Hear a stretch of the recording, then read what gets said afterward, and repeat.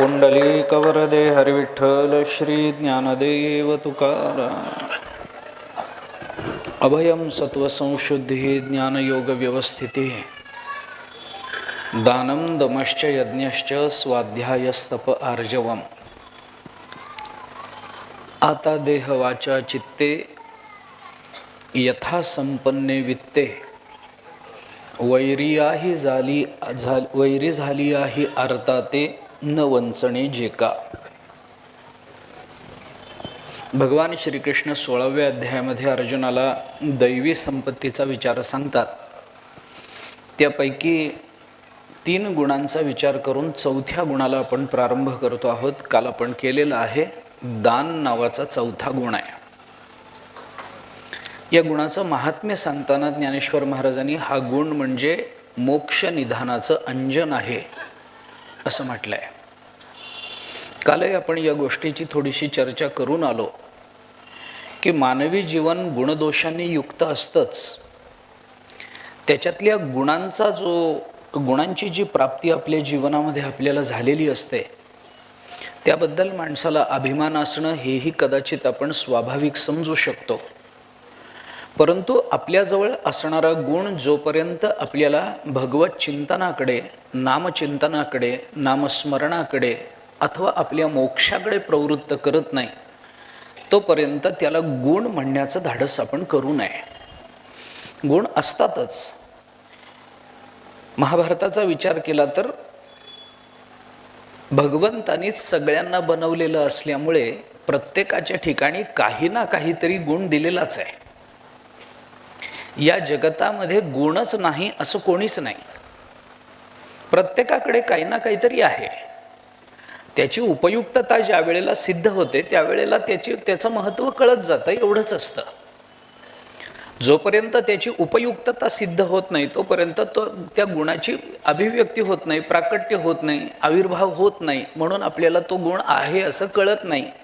आणि आहे असं कळत नाही म्हणून माणसं म्हणतात त्यांच्याजवळ कोणता गुणच नाही. असं होत नसतं. प्रत्येकाजवळ काही ना काहीतरी गुण आहे. म्हणून आपल्याकडे जे नेहमी सांगितलं जातं योजकस्तत्र दुर्लभा, हे कशा करता? अमंत्रम अक्षरम नास्ति नास्ति मूलम अनौषधम अयोग्य पुरुषो नास्ति योजकस्तत्र दुर्लभा. असं सुभाषित आहे ना. जगतामध्ये असं अक्षर नाही. अमंत्रम अक्षरम नास्ति. प्रत्येक अक्षर हा मंत्रच आहे.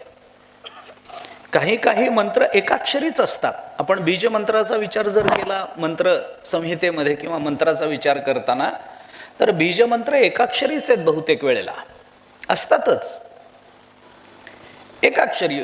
अमंत्रम अक्षरम नास्ति. मंत्र नाही असं अक्षर नाही. नास्ति मूलम अनौषधम. प्रत्येक झाडाचं मूळ हे या ना त्या रूपानं औषधी आहेच आहे. औषधी नाही असं झाडाचं मूळच नाही. तुम्ही कोणत्याही झाडाची मुळी काढली तरी ते कशावर तरी औषध असतंच.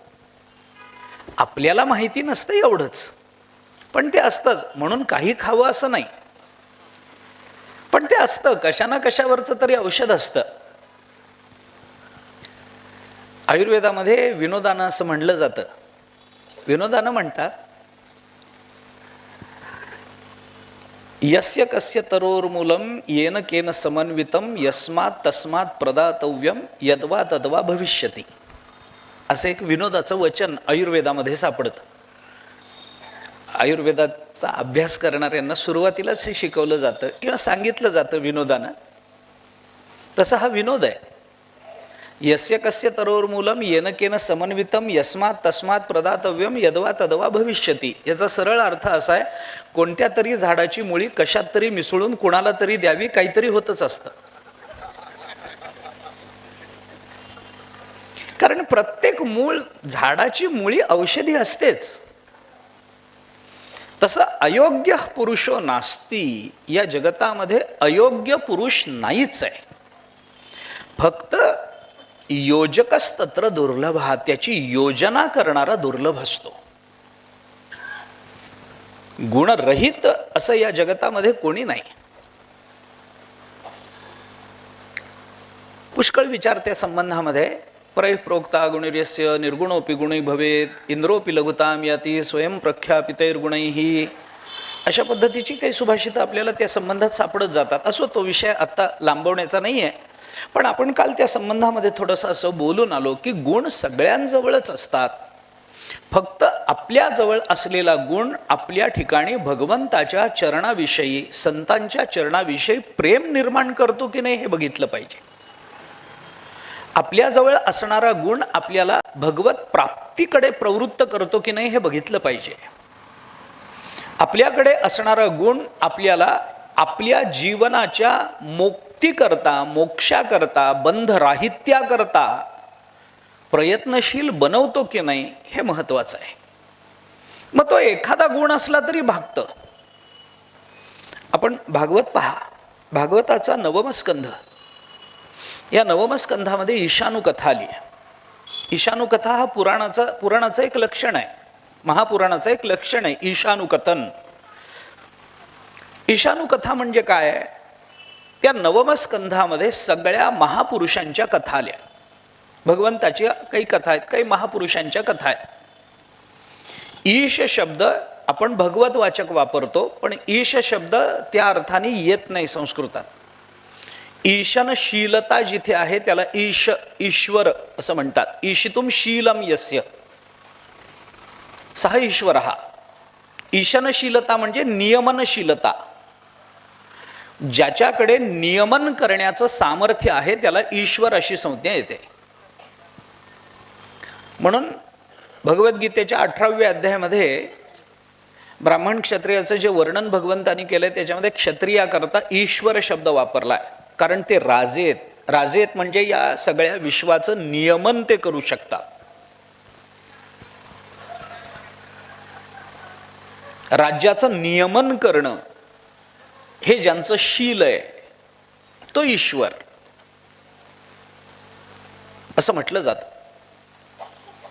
या सगळ्याचा विचार जर केला तर अशी जी ईशनशीलता ज्या राजांच्या जवळ आहे, ज्या सामर्थ्य संपन्न महापुरुषांच्या जवळ आहे, त्यांच्या कथा आपल्याला 9व स्कंधामध्ये दिसतात.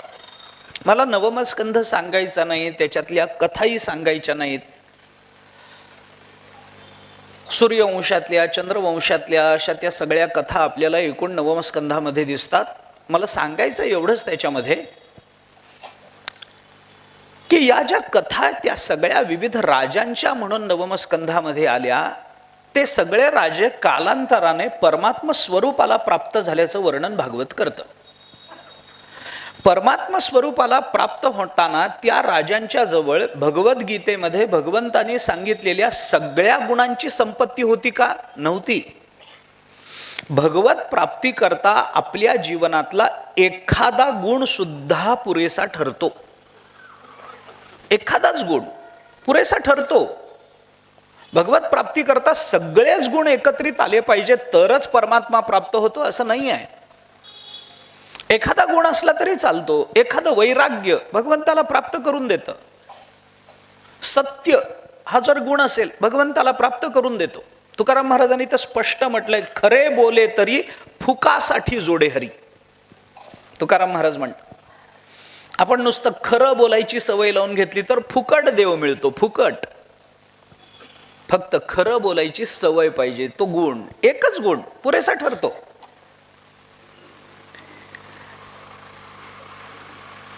एकच दान पुष्कळ आहे, पण ते करण्याची रीती, ते करण्यामागचा श्रद्धाभाव, तो करण्यामागचा प्रामाणिकपणा आणि ती क्रिया करताना आपल्या अंतःकरणामध्ये असलेल्या त्या क्रियेतून प्राप्त होणाऱ्या फलासंबंधीची भावना, आपला हेतू, आपली उदात्तता, या सगळ्याच गोष्टी महत्त्वाच्या ठरतात. सत्य बोलावं मान्य आहे. ते निदाघाची कथा आली 9वा स्कंधामध्ये. काय गुण होता त्याच्याजवळ? काही नाही, फक्त तो सरळ होता. बस एवढाच एक गुण, तो सरळ होता. आता हा गुण अलीकडच्या काळात सांगणं सुद्धा सरळपणाचं लक्षण नाही. माणूस सरळ आहे एवढ्यानेच त्याला देव भेटतो. काय केलं त्याने? काही नाही, तो सगळ्यांशी सरळपणाने वागला, बस संपलं. इतकंच करायचंय. त्यासाठी त्यांनी काय साधना केली? काही केलं नाही. सरळपणाने वागता येता का? सरळपणाने वागण्याकरताच आपण जन्माला आलो. पण आपण वागत नाही, त्याला देव काय करेल? आपण वागत नाही, ही अडचण आहे. लहान मूल आहे, निर्वैर आहे, निष्पाप आहे. माणसात किती भांडण असू द्या, एकमेकांच्या कुलाबद्दल कितीही मोठा वैरभाव अंतःकरणामध्ये असू द्या, पण त्या घरात जन्माला आलेलं लहानसं गोंडस मूल बघितल्यानंतर वैराचं स्मरण होतं का? का होत नाही? त्याला बघितल्याबरोबर आपण वैर विसरून जातो. असं का होतं? कारण एकच आहे, ते लहान मूल सरळ आहे म्हणून. एवढंच कारण आहे. निदाघाचं चरित्र एवढ्याच करताय, तो सरळ वागतो, संपलं. एवढ्यानेच देव प्राप्त होतो. म्हणजे तेवढं जरी करता आलं तरी पुष्कळ आहे. याचा दुसरा अर्थ असा आहे की सरळ वागणाऱ्यांचं चरित्र भागवत सुद्धा गातं. कारण सरळ वागणारी माणसं सहजासहजी सापडत नाहीत. कुठे ना कुठेतरी आडवेपणा येतो, कुठे ना कुठेतरी अंतःकरणात काहीतरी विकल्प येतो.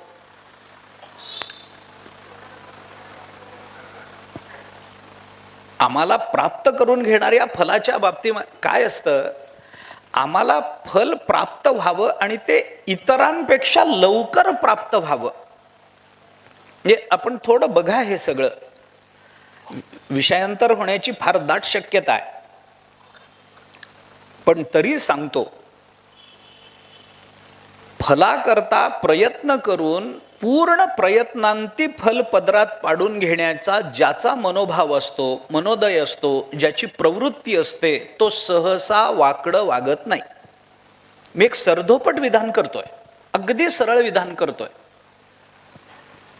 आपल्याला ज्या फलाची अपेक्षा आहे त्या फलाची प्राप्ती पूर्ण प्रयत्नांती आपल्याला व्हावी अशी ज्याची प्रामाणिक इच्छा असते, तो वाकडं वागत नाही.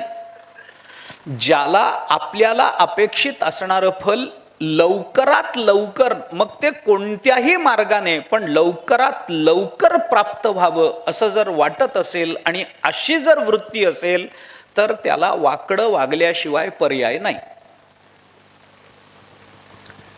आमची अडचण ही झाली, आम्हाला सुतावरून स्वर्ग गाठायचा आहे, लवकर मिळालं पाहिजे, वेळ नाही कुणाला, वेळ नाही लवकर आम्हाला कुणाला. मग परमार्थ जरी केला तरी लवकर कशाने मिळेल ते सांगा. मला एकाने विचारलं होतं, तो म्हणाला, एवढं लांब लचक परमार्थ करायला वेळ नाही, परमार्थात लवकर देव भेटेल असं काही आहे? मी म्हणलं, तू लगेच मर, तुला लवकर देव भेटेल. तयारी आहे का? लवकर म्हणजे काय असतं? लवकर मिळालेलं कोणतं यश आम्हाला समाधान देऊन गेलं? आम्हाला लवकर मिळावं, आम्हाला काही फार करावं लागू नये. विद्यार्थी दशेपासून आमच्या जीवनाची घडण अलीकडच्या काळामध्ये अशीच होते. 12 वर्ष गुरुच्या घरी राहायला कोणी तयार नाही आहे. गुरुच्या घरी काबाड कष्ट करून विद्या संपादन करायला कोणी तयार नाही आहे. कॉलेजमध्ये शाळेमध्ये जाऊन पूर्ण ऐकून घरी येऊन अभ्यास करायची कुणाला तयारी नाही आहे. परीक्षेत काय येतं तेवढं शिकवा, आम्ही तेवढंच परीक्षेत देतो आणि तेवढेच गुण आम्हाला मिळू देत. ते कसे मिळाले त्यातलं आम्हाला खरंच कळलं की नाही आम्हाला घेणं देणं नाही आहे. लवकर मिळालं पाहिजे इतकंच आहे. महाभारताने म्हटलंय, अशुश्रूषा त्वरा श्लाघा विद्यायाः शत्रवस्त्रया. विद्येचे 3 शत्रू आहेत. गुरुची सेवा न करता विद्या मिळवणं हा विद्येचा शत्रू आहे. गुरुची सेवा न करता ज्ञान होत नाही. ज्ञान मिळवायचं असेल गुरुकडे जा. ज्ञानाचा कुरुठा तेथ सेवा हा दारवंठा. ज्ञानोबराय बोलतात, तनुमनु जीवे चरणासी लागावे, अगर्वता करावे दास्य सकळ. ज्ञानोबरायांचं बोलणं आहे. अशुश्रूषा विद्येचा शत्रू आहे.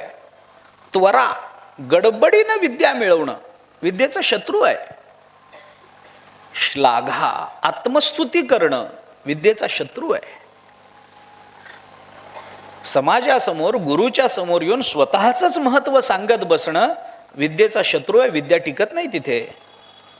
गडबडीनं मिळालेली विद्या टिकत नाही. सेवे विना मिळालेली विद्या टिकत नाही. सेवा तर करावी लागेल, वेळ तर द्यावा लागेल. म्हणून मी कशा करता बोलत होतो, निदाघाचं चरित्र आहे. सरळ वागणं एवढा एक गुण सुद्धा भगवंताची प्राप्ती करून देत असेल तर सरळ वागणं हा सुद्धा गुण होतो. आता सरळ वागणं हा काही गुण आहे का? एखादा मनुष्य फार सरळ आहे हो, अरे सगळेच सरळ असले पाहिजेत. सगळ्यांकडून तीच अपेक्षा आहे की त्यांनी सरळ असावं, पण ते जगात दुर्मिळ झालं म्हणून त्याचं कौतुक आहे, तो सरळ वागतो. नाही तर सगळ्यांनीच सरळ असावं. ज्ञानेश्वर महाराजांनी म्हणून परमार्थाचं चिंतन करताना पाण्याचा दृष्टांत दिलाय. पाणी किती सरळ असतं, पाणी किती सरळ असतं, जिथं जाईल त्याचा आकार धारण करतो. किती सरळ. पाण्यासारखं राहणं हा परमार्थ, आकाशासारखं राहणं हा परमार्थ. पृथ्वी, आप, तेज, वायू, आकाश सगळंच बघून घ्या. ज्ञानेश्वर महाराजांनी गोड चिंतन केलं. माळिये जेवते नेले, तेवते ते निवांतची गेले. पाण्याचं स्वतःचं काही नसतं. इतकं सरळ आहे पाणी की माळी ज्या मार्गानं त्याला रस्ता करून देतो, विना तक्रार ते त्या मार्गाने ते धावत जातं, प्रवाहित होतं. आपल्याला इकडं जायचंच नाही हा वाकडेपणा पाण्यात नाही. मला इकडं जायचं नाही, मला तिकडं जायचं नाही, मी हून का म्हणून त्यांच्याकडे जाऊ, हा वाकडेपणा पाण्यात नाही. माळी जसा रस्ता त्याला काढून देतो त्या मार्गाने बिनबोभाट कुणाबद्दलही तक्रार न करता ते पाणी त्या मार्गाने निघून जातं. परमात्मा जी परिस्थिती निर्माण करतो त्या मार्गाने विना तक्रार जाणं हाच परमार्थ आहे. सरळपणा म्हणजे काय? सरळपणा या शब्दाचा अर्थ काय? तो गेला गुरुच्या घरी राहिला 12 वर्ष. निदाघाचं चरित्र आहे बघा आपण, किती सरळ. 12 वर्ष गुरुच्या घरी राहिला, शिक्षण घेतलं. तो गुरुकडे राहिलेला असताना इकडं त्याची आई गेली, येऊ शकला नाही, कळलंच नाही. वडील एकटे राहिले. आई गेल्यानंतर त्याच्या भावाने संपत्तीच्या वाटण्या करून घेतल्या. वाटण्या करून घेतल्यानंतर 12 वर्षांनी तो परत आला. परत आल्यानंतर विचारलं काहीच दिसेना.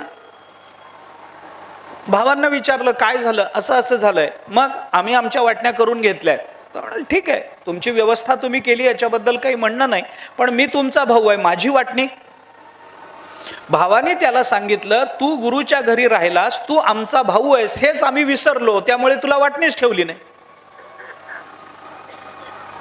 त्याला तेही खरं वाटलं. सरळपणाची कमाल इथे आहे.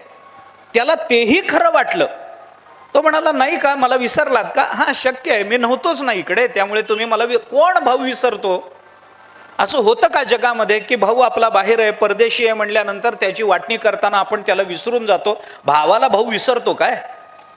होईल का असं? पण त्या बिचाऱ्याला ते खरं वाटलं. तो म्हणाला मग माझ्या वाट्याला काहीच ठेवलं नाही का? भावाने सांगितलं अजिबातच विसरलो असं नाही, हा बाप तुझ्या वाट्याला ठेवलाय. त्याला तेही खरं वाटलं. तो म्हणाला चला बाबा. बापाला चिंता निर्माण झाली की याच्या आता उदरनिर्वाहाचं काय, याच्या जीवनाचं काय. आणि मग वडिलांनी त्याला सांगितलं तू विद्या शिकून आलास ना, मग आता असं असं होईल, त्या यज्ञामध्ये जा, तिथं ते मंत्र विसरतील, त्या मंत्राचं स्मरण करून दे, स्मरण करून दिल्यानंतर तुला ते काहीतरी द्रव्य देतील, ते घे, म्हणजे तुझं भागेल. तो म्हणाला ठीक आहे. तो गेला त्या यज्ञामध्ये, ते काही ब्राह्मण मंत्र विसरले, याने स्मरण करून दिलं, सगळं झालं, यज्ञ यथासांग झाला. झाल्यानंतर त्या ब्राह्मणांना असं वाटलं की यांनी आपल्याला काही स्मरण करून दिलंय मंत्राचं, याला काही दिलं पाहिजे, म्हणून यज्ञामध्ये उरलेलं सगळं अन्न त्याला बांधून दिलं. ते घेऊन तो परत आला. वडिलांनी विचारलं झालं, मिळालं? मिळालं. वडिलांकडे परत येताना एक पुरुष त्याला रस्त्यामध्ये भेटला आणि तो म्हणाला हे काय आहे? तो म्हणाला यज्ञामध्ये राहिलेलं अन्न आहे. तो म्हणाला हे तू कुठं घेऊन चाललास? घरी घेऊन चाललो, मला त्यांनी दिलं, मी घरी घेऊन चाललो. त्या पुरुषांनी सांगितलं, हे अन्न तुझं नाही, तुझा याच्यावर अधिकार नाही. यज्ञामध्ये जे अवशिष्ट राहिलेलं असतं, जे शिल्लक राहिलेलं असतं, त्याच्यावर रुद्राचा अधिकार असतो. मी रुद्र आहे, हे अन्न माझं आहे. तो म्हणाला, हो का, बरं घ्या. किती सरळ असावं, किती सरळ. हे तुमचं आहे का? हो म्हणे, हे माझं आहे. तो म्हणाला, पण माझ्या वडिलांनी मला असं सांगितलं की तिथे गेल्यानंतर ते देतील तुला. ते दिलं, ते घेऊन आलोय मी, मग हे माझं झालं ना? तो म्हणाला, नाही, हे माझं आहे. तो म्हणाला, नाही, पण वडिलांनी मला असं सांगितलंय. मग विचारून ये वडिलांना. त्यांनी ते गाठोडं त्याच्याजवळ ठेवलं. तो म्हणाला, तुम्ही हे बघा, मी वडिलांना विचारून येतो. किती सरळ. वडिलांना विचारून आला. वडील म्हणाले, तो म्हणतोय ते बरोबर आहे. यज्ञामध्ये राहिलेल्या अन्नावरती, धान्यावरती रुद्राचा अधिकार असतो. तो रुद्र असेल तर त्याचं बरोबर आहे. तो परत आला आणि त्याने नमस्कार घालून सांगितलं, नाही, माझं चुकलं, हे तुमचंच आहे. मग ते रुद्र प्रकट झाले आणि त्याला सांगितलं, अरे निधागा, किती सरळ स्वभावाचा आहेस, एवढा एकच स्वभाव पुरेसा आहे, तुला परमात्मा भेटेल. आणि त्याला भगवत दर्शन झालं. नुसतं सरळ वागणं, याच्याकरता काय कमवावं लागतं मला सांगावं. एक गुण आपल्याकडे असा असावा की ज्या गुणाने आपल्याला भगवत तत्वाची प्राप्ती व्हावी.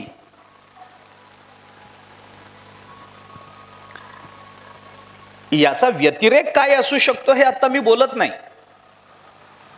पण गुणांचा विचार करत असताना एवढा एक तरी जन्माला आल्यानंतर काही ना काहीतरी गुण आपल्या जवळ असावेत ना. दाने, तपसी, सत्येच यस्य न उच्चारितम यशः. ऐका, महाभारताचं चिंतन आहे. महाभारत म्हणतं, विद्यायाम अर्थ लाभेच मातुरुच्चार एव सहा. महाभारत असं म्हणतं, दाने, दान, तप, सत्य, विद्या किंवा अर्थप्राप्ती, संपत्ती, याच्यापैकी जर आपल्याला आपल्या जीवनामध्ये काहीच कमावता येत नसेल एखाद्याला, त्याला ना विद्या कमावता आली, ना त्याला अर्थ कमावता आला, संपत्ती कमावता आली, ना त्याला तप करता आलं, ना त्याला दान करता आलं, ना यश मिळवता आलं कशामध्ये, याच्यापैकी जर काहीच एखाद्याला जमलं नसेल आयुष्यभरामध्ये, तर तो माणूस नसून मातेच्या शरीरातून बाहेर पडलेला मल आहे असं समजावं. असं महाभारताने चिंतन केलंय. जीवनात जन्माला येऊन जर आम्ही काहीच कमावणार नसू तर जन्माला आलो कशा करता. एकही गुण आपल्या जवळ असू नये का? असावा, पण गुण असावा याचा अर्थ त्यांनी आपल्याला परमार्थ प्रवृत्त करावं तर तो गुण. नाहीतर गुण अनेकांच्या जवळ आहेत, नाही असं नाही. संपत्ती कमी जणांजवळ आहे का? यश कमी जणांना मिळालंय का? पुष्कळ जणांना आतापर्यंत यश मिळालंय, पण त्यांचं यश त्यांना भगवंताकडे घेऊन जातं का? अशा गुणांची चर्चा म्हणून ज्ञानेश्वर महाराजांनी प्रत्येक वेळेला ती भूमिका आपल्याला बोलून दाखवली आहे. इथं बोलताना त्याला ज्ञानेश्वर महाराजांनी जी भाषा वापरली, अर्जुना तया नावदान जे मोक्ष निधानाचे अंजन, असं म्हणून त्याचा विचार केला. असं सगळंच. आणि त्याच्यातल्या दानाबद्दल आपण थोडंसं बोलत होतो. ते दान काय आहे? दान ही एक अशी संकल्पना आहे की ज्याच्याकडून ते दान घडतं त्याला जीवनामध्ये काही प्रतिष्ठा प्राप्त होते. गुणांमुळे प्रतिष्ठा प्राप्त होतच असते, पण दानाची विशेष कीर्ती या निमित्तानं आपल्याला जगतामध्ये दिसून येते. दानाची विशेष कीर्ती आहे.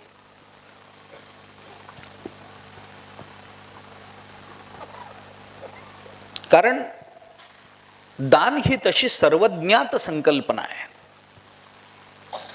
दानाचा काही परिणाम आपल्या जीवनावर होतो. सर्वसामान्यतः पारमार्थिक ज्या क्रिया असतात, सद्गुणांचा जो विचार असतो, तो दोन पद्धतीनं मानवी जीवनावर परिणाम करणारा ठरत असतो. एक, त्या पारमार्थिक क्रियांचा त्याचा सद्य जीवनावर होणारा परिणाम, आणि दुसरा, त्या पारमार्थिक क्रियेचा त्या साधकावर मरणोत्तर होणारा परिणाम. दानाचा परिणाम मरणोत्तर स्वर्ग मिळणे, दान केलं स्वर्गात गेला वगैरे वगैरे, हे तर आहेच आहे. पण स्वर्ग प्राप्ती करता कराव्या लागणाऱ्या कर्मात ही एक अडचण आहे की स्वर्ग प्राप्ती करता केलेली कर्म ही सद्य जीवनामध्ये वर्तमानामध्ये कोणतंही फल देत नसतात. मी पुन्हा एकदा आपल्याला सांगतो, दान देत नाही असं माझं म्हणणं नाही. स्वर्ग प्राप्ती करता करावे लागणारे काही यज्ञ असतील, काही असेल जे स्वर्ग हा हेतू डोळ्यासमोर ठेवून ज्या क्रिया केल्या जातात त्या क्रिया सद्य जीवनामध्ये वर्तमानात आपल्याला कोणताही लाभ करून देत नाहीत. त्या सगळ्या मरणोत्तर लाभाला कारण ठरतात. परंतु ज्या गुणांची चर्चा भगवान इथं करतात ते गुण आपल्याला सद्य जीवनामध्ये सुद्धा काही फल प्राप्त करून देतात. आणि मला पुन्हा तेच सांगायचं आहे की अशी फल प्राप्त करून देतात की ज्या फलाची कदाचित आपल्या प्रापंचिक जीवनामध्ये आवश्यकता वाटत नसली तरी पारमार्थिक जीवनामध्ये त्याची नितांत आवश्यकता असते. दानाने काय होतं तर पुण्य प्राप्त होतं, मान्य आहे. त्या पुण्याचा परिणाम काय होतो, माझी कीर्ती वाढेल. त्या पुण्याचा परिणाम काय होईल, मला स्वर्ग प्राप्ती होईल. त्या पुण्याचा परिणाम काय होईल, मला इंद्र होता येईल. त्या पुण्याचा परिणाम काय होईल, मला ब्रह्मदेव. बास की, हे करून काय होणार आहे. मी इंद्र होणं हे पारमार्थिक जीवन नाही आहे. मी ब्रह्मदेव होणं हे पारमार्थिक जीवन नाही आहे. फक्त आमच्या जीवनाचा वैषयिक स्तर उंचावतोय एवढंच होतंय. जीवाचा इंद्र होणं म्हणजे काय आहे, म्हणजे काय, त्याचा परमार्थ संपन्न झाल्याचं ते लक्षण नाही आहे. त्याचा वैषयिक स्तर उंचावतोय. इंद्र झाल्यानंतर जे भोग आहेत आणि जीव असताना जे भोग आहेत त्याच्यात अवस्थेत काही बदल नाही आहे. इंद्र आणि जीव या अवस्थेत बदल नाही आहे, फक्त भोगाच्या विषयांचा दर्जा वाढलाय एवढंच झालंय, बाकी काही झालं नाही. म्हणजे मी जीव असताना सायकलवर जात होतो, इंद्र झालो की हत्तीवर जातो एवढंच आहे, बाकी काही फार फरक पडला नाही. त्यामुळे इंद्रदेवाच्या म्हणजे त्या पदांना वगैरे संतांनी महत्व दिलं नाही, उलट त्यांची तुच्छताच आमच्या समोर वारंवार प्रकट केली. त्याचं हे महत्वाचं कारण आहे. भोगाच्या विषयांचा दर्जा वाढला की भोगासक्ती वाढते. भोगासक्ती वाढते. ज्याला नित्य पक्वान्न खाण्याची सवय आहे ना, तो कुठेच दुसरे पदार्थ खाऊ शकत नाही. पण ज्याला जे मिळेल ते खायची सवय आहे ना, त्याचा अन्नाविना अडत नाही. विषयाचा दर्जा वाढला, भोगासक्ती वाढत जाते. इंद्र ते म्हणून संतांनी नेहमी त्याचा निषेध केलाय. तुकाराम महाराजांनी तर इंद्रपदाधिक भोग भोग नव्हे तो भवरोग म्हणलंय त्याला. इंद्रपद म्हणजे काय, अरे तो भवरोग आहे, सांसारिक रोग आहे. तो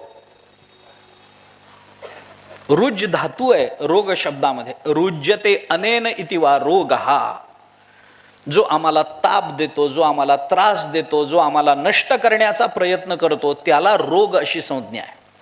रुज्यते, रुज हा धातू कोणत्या अर्थाने चालतो बघा. रुज्यते अनेन इति वा रोग, हा रोग आहे. इंद्रपदाचा भोग म्हणजे काय, रोग आहे. सामान्य मनुष्य असतो, थोडा मोठा होतो, मग काहीतरी वारं लागतं राजकारणाचं, मग कुठेतरी एखाद्या पदावर जातो, मग निवडून येतो, मग अजून मोठा होतो, मग अजून मोठा होतो. हे वरवर जाणं म्हणजे काय, याच्यात बदल काहीच होत नाही आहे. याच्यात फक्त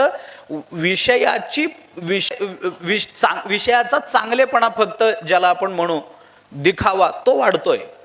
बाकी जीवदशेत काही बदल होत नाही आहे. इंद्र झालो म्हणजे काय झालो आपण, काही नाही. इंद्र झाल्यानंतर अमृत पिऊ.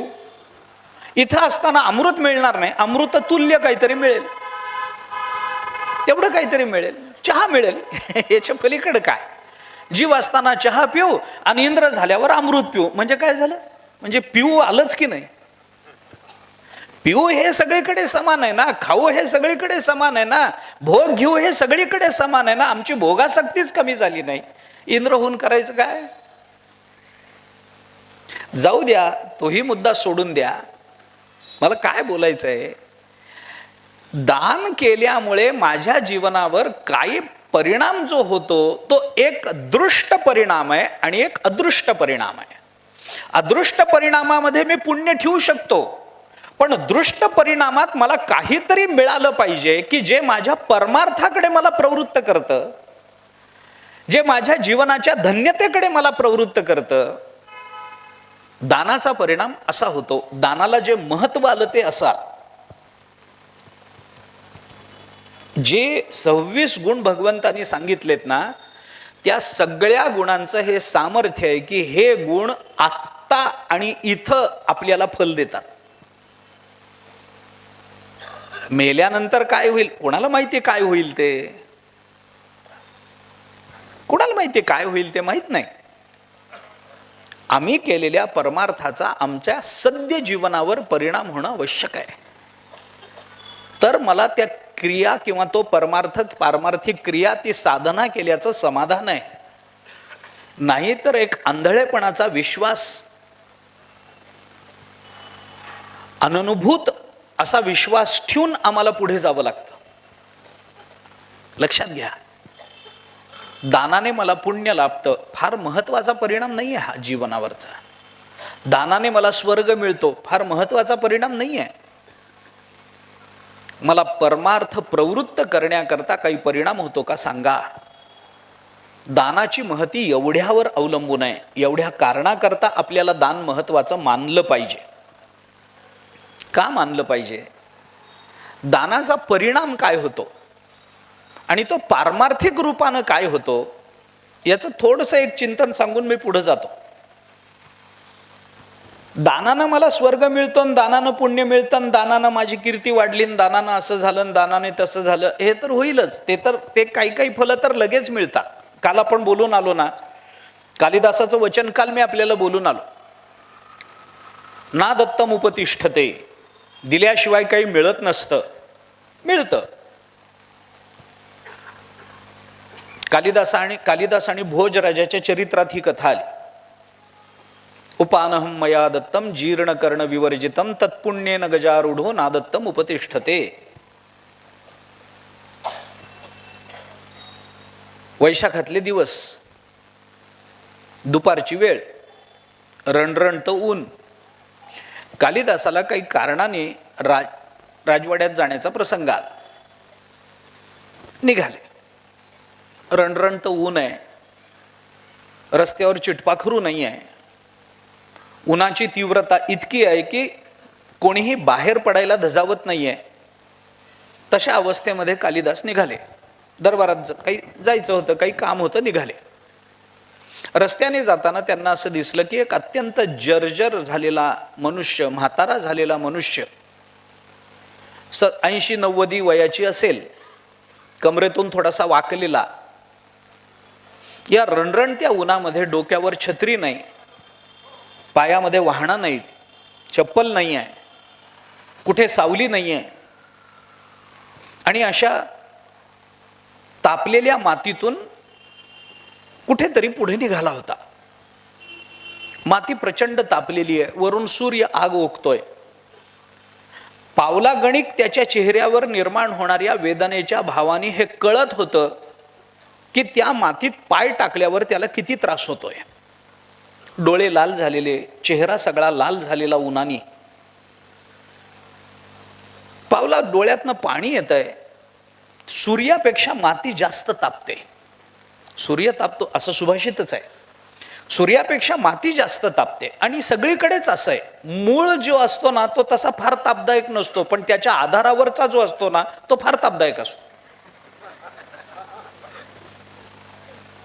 भयंकर त्रासदायक. मूळ असतं ते. बोलू का? आदरणीय नितीनजी गडकरींच्या भाषेत सांगायचं झालं तर चहापेक्षा किटली गरम.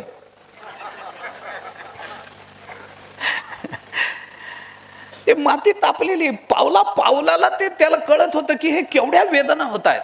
आता कालिदासाने त्या म्हाताऱ्या गृहस्थाकडे बघितलं.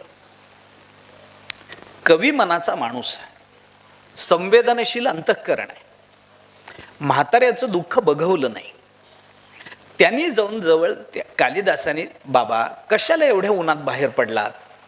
पायामध्ये तुमच्या चपला नाही आहेत, डोक्यावर काही छत्री नाही आहे, टोपी नाही आहे, वरून सूर्य आग ओकतोय, शरीर तुमचं सगळं लाल भडक झालंय, खालून माती तुम्हाला तप्त करते, ताप देते, कशासाठी बाहेर पडलात? म्हाताऱ्याने वर बघितलं आणि त्याला सांगितलं, एवढं सगळं बोलेपर्यंत मला उभं केलंस, त्याच्याने किती ताप होतोय हे कळतंय का? हे बोलायला मला उभं राहावं लागतंय ना, मला उन्हात उभं राहून. ते म्हणाले कशा करतात? ते म्हणाले, अहो मी काय हाऊस म्हणून बाहेर पडतो का? काही काम असेल, मला कुठे जायचं आहे, आवश्यकता आहे म्हणून बाहेर पडलो. मग पायात काहीतरी घालायचं नाहीये, माझ्याजवळ काही दारिद्र्य आहे, चप्पल नाहीये माझ्याकडे, छत्री नाहीये माझ्याकडे, कपडे नाही आहेत, कुठून घालू?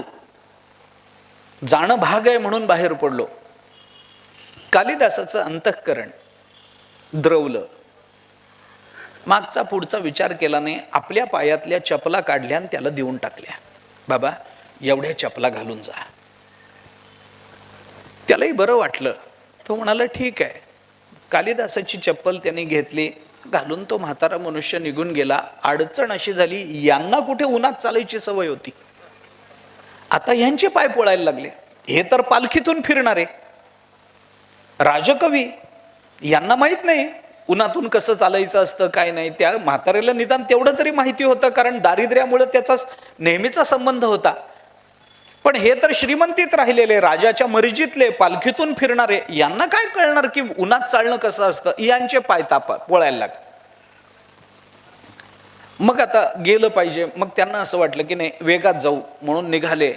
कुठे सावली वगैरे दिसली की जाऊन 2 मिनिटं थांबायचं, लगेच पुढे पळत जायचं, असा त्यांचा प्रयोग सुरू झाला. तेवढ्यात भोजराजाचा माहूत भोजराजाच्या हत्तीला दुपारच्या वेळेला नदीत स्नान घालून राजवाड्याकडे चालला होता. त्या माहूताने लांबून बघितलं की हे राजकवी आहेत आणि हे राजवाड्याच्या दिशेनं निघाले, पायात काही नाहीये, ऊन रणरणतय. त्या माहूताने त्यांना थांबवलं. कविराज थांबा. थांबा म्हणल्याबरोबर त्यांनी मागे वळून बघितलं, माहूत आहे, आपल्याला का थांबवतो? उन्हात थांबलं अजून पाय पोळतील म्हणून पटकन कुठेतरी एखाद्या सावलीला वळचणीला वगैरे थांबले. त्याला विचारलं, काय रे बाबा? त्याने सांगितलं, कुठं निघालात?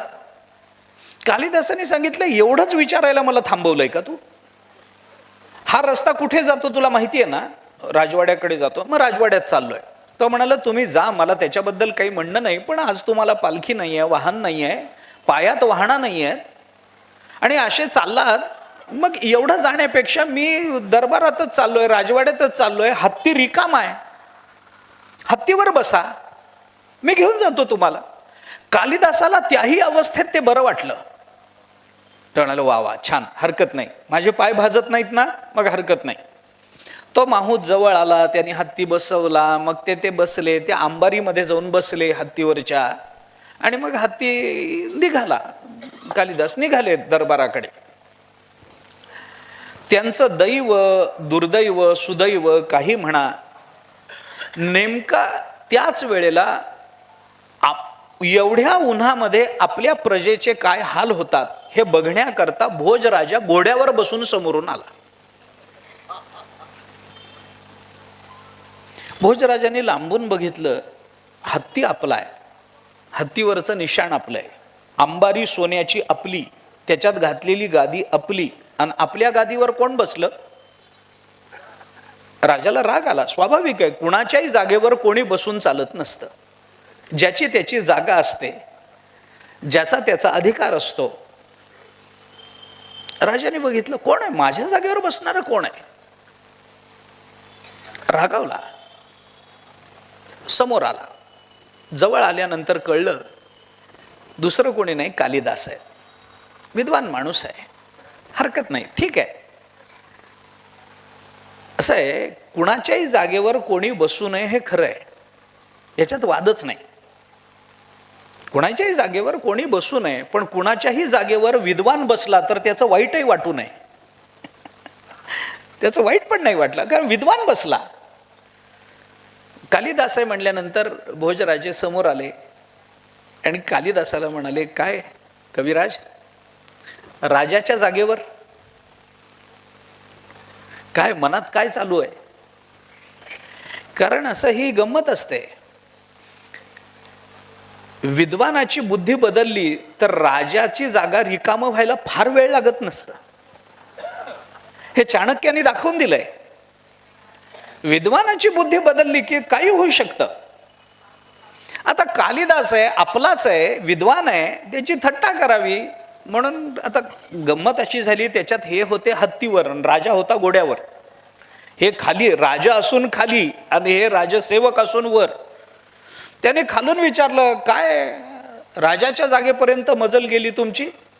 काय डोक्यात काय? राजाच्या जागेवर कसे पोचलात तुम्ही? असा प्रश्न विचारल्यानंतर राजाची जागा कशी मिळाली तुम्हाला? तेवढ्या जागेवर, त्या जागेवर कसे पोचलात? असं विचारल्यानंतर कालिदासाने जे उत्तर दिलं ते हे उत्तर आहे.